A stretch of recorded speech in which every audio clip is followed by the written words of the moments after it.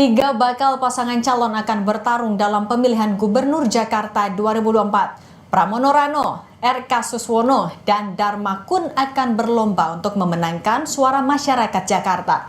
Tak ada nama mantan Gubernur Jakarta Anies Baswedan yang sempat digadang-gadang akan maju di Pilkada 2024. Lalu akan kemanakah suara pendukung Anies di Pilkada Jakarta tahun ini? Kita bahas bersama Direktur Eksekutif Lembaga Survei Indonesia LSI, Mas Jayadi Hanan. Mas Jayadi, selamat sore.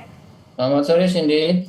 Mas Jayadi, kan kita tahu Anies Baswedan adalah sosok yang selalu diperhitungkan ketika kita ngomongin Pilgub Jakarta kemarin-kemarin. Surveinya besar sekali elektabilitasnya. Anda membacanya seberapa besar pengaruh suara pendukung Anies di Pilkada ini? Sangat besar ya. Artinya semua calon, terutama antara R.K. Suswono dan Pram Rano, itu tidak ada yang bisa menang tanpa merebut lebih banyak pendukung Anies.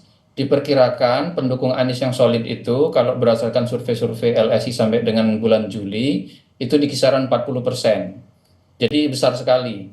Basis utama RK itu kalau berdasarkan suara RK, kemungkinan di kisaran 15%-an. Plus nanti PKS ya, jadi dia bisa mencapai 30%-an. Kemudian basis utama Pram Rano, untuk sementara saya akan mengatakan bahwa basis utamanya lebih banyak berbasis kepada kekuatan PDI atau basis PDI, dan jumlahnya sekitar 15%-an. Jadi dua calon ini terutama, tanpa mengesampingkan calon independen, tapi tampaknya calon independen Dharma Kun itu menurut saya belum terlalu kuat pada saat ini. Jadi baik pasangan Pram Rano maupun R.K. Suswono harus memperoleh suara lebih dari 50% kan kalau mau menangkan Pilkada Jakarta, karena aturannya begitu. Jadi dalam situasi yang ada sekarang, maka pendukung Anies yang solid ya, pendukung Anies yang utama itu akan menjadi rebutan dari keduanya. Dan tarik menariknya akan kayak gimana Mas Jaya di antara R.K. Suswono dan juga Pram Rano? Bagaimana? Tarik menarik suara Anies Baswedan antara dua paslon itu nanti akan kayak gimana? Oke. Untuk sementara data-data sampai dengan sekitar bulan Juli menunjukkan bahwa kalau tidak ada Anies, maka pemilih Anies cenderung lebih ke RK ya. Itu dengan catatan kalau mereka datang ke TPS ya. Kalau mereka nggak datang ke TPS sebagai protes, itu soal lain lagi ya. Itu belum bisa kita perkirakan sekarang. Jadi untuk sementara sebagian besar pendukung Anies cenderung akan ke RK dan Suswono ya. Nah, ada sejumlah faktor yang bisa mempengaruhinya. Saya menghitung paling tidak ada 4 faktor. Pertama, faktor kepartaian ya.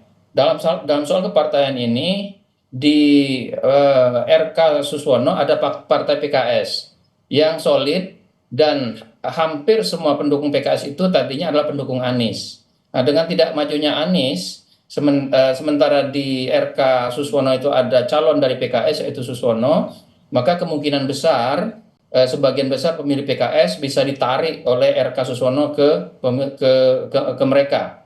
Jadi sulit bagi Pram Rano untuk memperoleh dukungan dari para pemilih Anies yang berasal dari PKS. Faktor kedua, faktor kepartaian ini yang terkait dengan PDI Perjuangan. Untuk PDI Perjuangan seperti juga PKS, biasanya mereka pendukung yang solid. Karena itu Pram Rano akan memperoleh sebagian besar dukungan dari para pemilih PDIP. Masalahnya pemilih PDIP di Jakarta hanya sekitar 15% saat ini. Jadi masih cukup banyak tambahan yang diperlukan oleh Pram Rano. Itu faktor pertama, kepartaian. Faktor kedua adalah faktor sosiologis yang bisa berpengaruh, yaitu misalnya yang paling menonjol adalah soal pembagian etnis di pemilih Jakarta.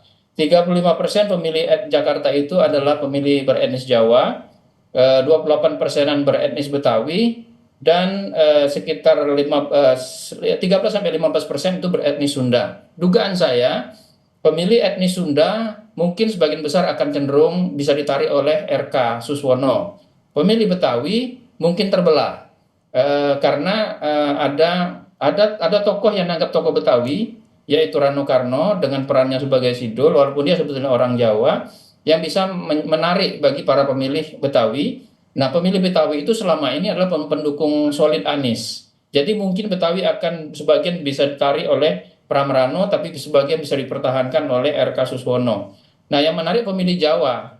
pemilih Jawa ini biasanya di DKI kalau lihat pengalaman yang lalu itu memperhatikan gerak-gerik Jokowi. Kan banyak pemilih Jawa itu adalah loyalis Jokowi. Pemilih Jawa yang loyalis Jokowi inilah yang membantu Prabowo antara lain memenangkan pertarungan di Jakarta pada pemilu Pilpres yang lalu. Jadi pemilih Jawa ini apa namanya berpeluang untuk ditarik oleh RK Suswono karena dua alasan. Satu, kalau pemilih Jawa itu beranggapan bahwa Jokowi mengendorse RK Suswono. Yang kedua, di sana ada nama Suswono yang juga adalah selain PKS adalah juga seorang yang cukup dekat dengan kalangan etnis Jawa, kalangan komunitas Jawa di Jakarta. Jadi mungkin ditarik mungkin menguntungkan bagi RK Suswono. Tapi jangan lupa kalau nanti Pram Rano bersosialisasi kan ada Mas Pram di situ. Mas Pram sendiri adalah orang Jawa dan Mas Pram adalah kabinetnya anggota kabinet Jokowi. Jadi ini tergantung yang mana. Jadi sama-sama ada dua di situ. Ada etnis Jawanya sekaligus ada elemen endorsement Jokowi. Bisa jadi pemilih etnis Jawa menjadi terpecah juga kepada Mas Jayadi, tapi kalau untuk pendukung Anies sebenarnya lebih mengutamakan parpolnya atau figurnya? Kalau pendukung Anies ini secara spesifik? Semuanya itu harus dihitung. Nah, faktor terakhir yang bisa berpengaruh, faktor yang tadi sudah mulai dibahas oleh Kompas, Anies endorse-nya kemana? Endorsement Anies. Jadi ada 4 faktor yang bisa mempengaruhi itu. 1 faktor kepartaian, 2 faktor sosiologis, 3 faktor endorsement, dan keempat faktor ideologis. Dari sisi ideologis, selama ini pendukung Anies itu cenderung agak jauh dari para pemilih dari Partai PDI Perjuangan. Jadi kalau kita lihat 4 faktor ini, maka ada yang lebih banyak menguntungkan RK Suswono, tapi ada juga yang menguntungkan Pram Rano. Jadi untuk sementara saya ingin mengatakan berdasarkan data-data yang ada dan pertimbangan itu, sementara pendukung Anies cenderung akan lebih banyak ke RK, tapi masih sangat mungkin kompetitif. Artinya sebenarnya momen kemarin PDIP hampir mengusung Anies di Jakarta dan Jabar sebenarnya nggak begitu berpengaruh ya? Singkat saja, Mas. Justru bisa berpengaruh positif, bisa berpengaruh negatif. Positif kalau masyarakat menganggap bahwa PDI sebetulnya berusaha untuk mendukung Anies. Tapi bisa negatif kalau misalnya mereka beranggapan bahwa gara-gara PDI Anies tidak nyalon, kan gitu. Oke, baik. Terima kasih banyak Mas Jayadi Hanan, Direktur Eksekutif LSI sudah berbagi untuk Kompas Petang. Sehat selalu Mas Jayadi.